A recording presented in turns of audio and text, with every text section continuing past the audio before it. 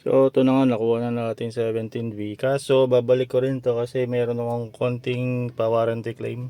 Feeling ko may naging sira to sa Japan. Tapos natenga, hindi na nila mapaayos. Feeling ko transmission eh. Ito yung babalik ko, pakinggan nyo. Yan o, clutch. Pakang ko. Ewan ko kung naririnig yun.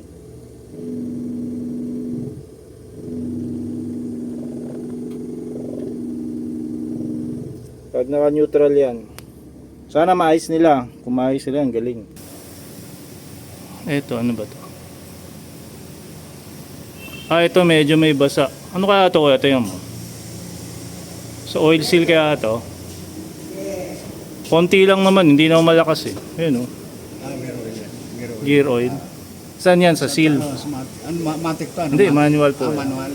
Gear oil yan. Pero wala akong nakitang tulo. Ano lang talaga, parang English lang yan. dito.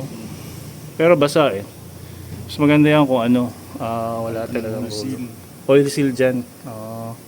Yan na lang ipapakita ko sa kanila next time.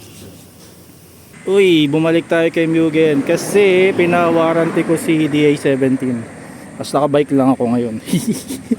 Ito tinakbo ko 66 kilometers. Ang bagal ko, 346. Puro packet kasi malis ako doon. Alas 5 mag alas 9 na ata, kumain pa ako. So andun yung gate dito kasi may lilim dito eh. Mag-a-ice muna ako bago pumasok. Pawis-pawis ako eh. Yung pinawarranty ko, para may napansin nung ano, humingay dun sa clutch. Clutch ba yun o transmission? So tingnan ko, makapakita ko sa inyo. Hirap kasi huliin sa camera eh.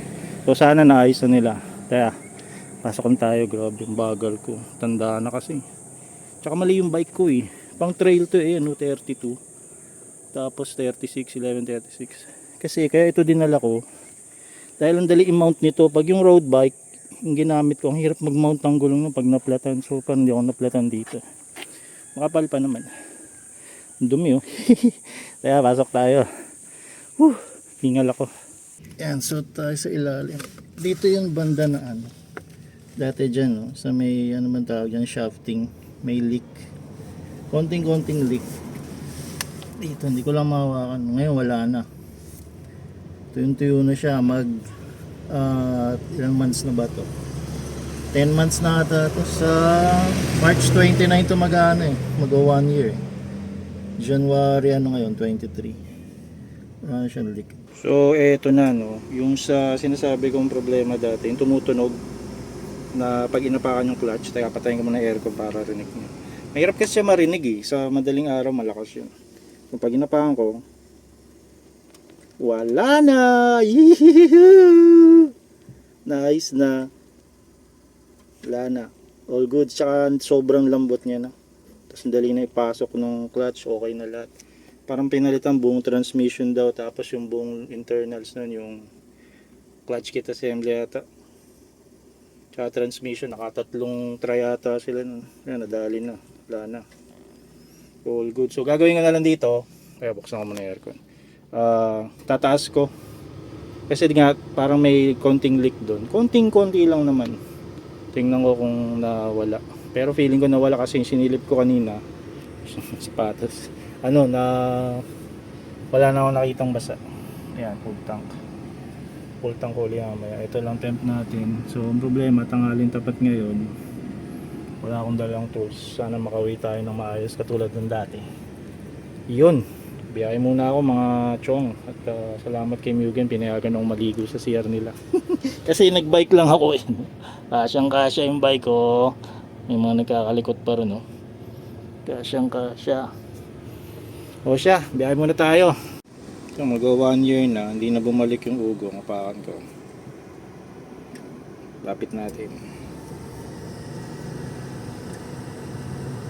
Wala na. Mag 1 year na siya, all goods pa din. Ayan, nakabukas pa aircon natin yan.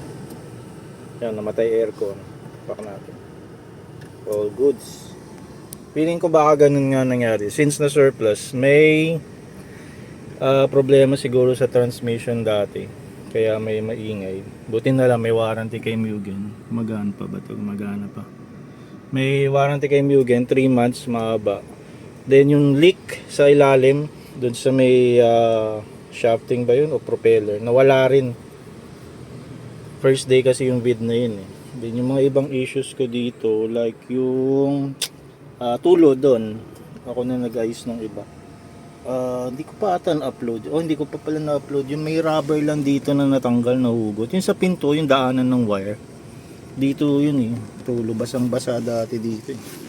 Lawa. Ngayon wala na. Yung tissue ko, nasaan yung tissue ko? Wala. Alam ko may nilagay akong tissue dyan para ma-check ko. Kasi pag madaling mabasa yung tissue eh. Pag na kita kong basa yun, ibig sabihin nahugot na naman dun yung parang rubber seal. Notorious din yun. Tapos meron din doon sa harap. Yung sa harap, tinapalan ko muna ng flash band. Ayusin ko pa rin. Wala lang time. Then yun lang. Di na bumalik yung mga tulo-tulo. Tested ko na yung bumagyo. Bumiyahe kami ng silang sa kay Labney. Wala naman nabasa dyan. Chinek ko. If ever magkaroon ulit, syempre update ko yun. Upload ko rin. Then yung iba yung sa aircon, nagka-problema ako, nag-overpressure, masyadong marami na ilagay na freon. Ako na lang nagpagawa kasi out of warranty, mura lang naman, 2K. Tapos ibang issue, wala na akong matandaan pang ibang issue. Siguro yung dito, sa dashboard, hindi perfect. Pero para sa price niya, hindi lapat dito. Tapos dito pa yan, para makalata niya naman. Okay lang sa akin yun. Hindi naman ako makaselan sa dashboard. Tsaka dito, baliktad. Kasi nga, yung binayad ko dito, mura lang dati, 265. Kung gusto mo talagang maganda, kuha ka nung sa high-end, siguro mga nasa 3 plus o 400 plus, di ko lang sure. Okay naman siya. Then, magpaparenew na ako by March ata akong paparenew. Siguro update ko rin kayo kung ano nangyari doon, success ba or what. Ito hindi ko na pinapalitan to kasi mahirap maghanap na Mitsubishi na ganito eh. Hindi ko alam kung papalitan ko pa to o okay na ako dito kung mag Suzuki ako. Kaya kung narinig yung aircon, patay sindi yung compressor, which is maganda kahit tanghaling tapat. Yan, ito siya. Tapos ito pala, share ko sa inyo to. Ayan o. Kanina yung nakuha natin video, mataas yung voltage. Feeling ko progressive yung alternator nito. Pag napuno na, bumababa siya, diba? Ayan, bumababa siya. Pero pag binuksan mo yung headlight, tataas ulit yan. Buksan natin. Yun, biglang nag 13.4. 13.4, 14.6, yan, 13.7. Maganda yung 14.2. 14.2 hanggang 15.2 raw. Yan, iba na rin yung battery nito. Amaron na yung nilagay dyan, pero replacement lang yun. Hindi pala brand new. Kasi yung binili kong brand new Raiden, wala pang 1 month, nasira agad. Yan siya. So kung kailangan nyo rin to, nandyan, lagay ko sa link. So yun lang, pa-update ko dito. Wala na, ito, ano pala to? GPS.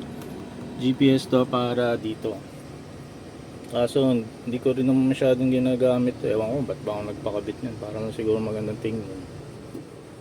Yun, solve na ako. Minor issue lang naman na encounter ko dito sa transmission. Sa engine wala pa. Sa pintura okay lang dito kasi nga yung price mura lang. Then yung restro, malaman natin yan. Siguro upload ko by April, ganun, or March, kung kailan ako magpa-renew. Ito pala hindi na gumagana to. Condemned na to, ito mga to. Ito na lang gumagana. To, tsaka to. So ang ginagawa ko pag matarik, sobrang hirap umakyat, pinapatay ko to. Aircon, yung compressor. Yan yung tumutunog-tunog. Yan yung sa compressor. Yan, bubukas. So yun lang. So pag may iba tayong issue, sige, upload din natin. Then ito ECT, naka tayo, thermostat. Never ko siya nakita umabot ng 100, puro 90 lang ata pinakamataas ko dyan, o 92. Bubukas yung thermostat ko sa 82. So pinapainit ko lang siya ngayon, tanghaling tapat. Saan hindi ko dala yung temp gauge para makita natin gaano kalamig. Malamig naman siya. Kaya mga boss, Ako'y kakain na. Upload na natin to.